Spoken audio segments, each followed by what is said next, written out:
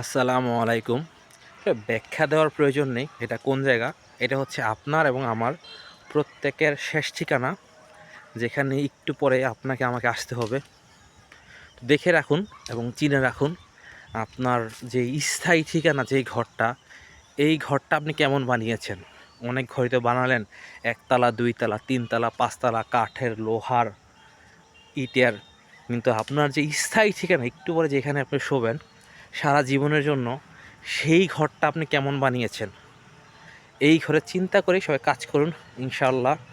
চিন্তা করবেন না। এই যে একটা দেখতেছেন একটু আগে আসছে, বেশিক্ষণ হয় নাই, মাত্র ঈদ, সবার খুশি, চলে আসছে। আরে এগুলা অনেক আগে আসছে, এখানে আছে।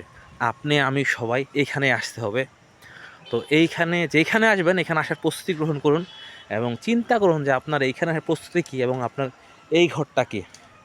আপনি যদি যত টাকার মালিক হন না কেন, আপনার ঠিকানা এটাই, আমার ঠিকানা এটাই, এখানেই আসতে হবে।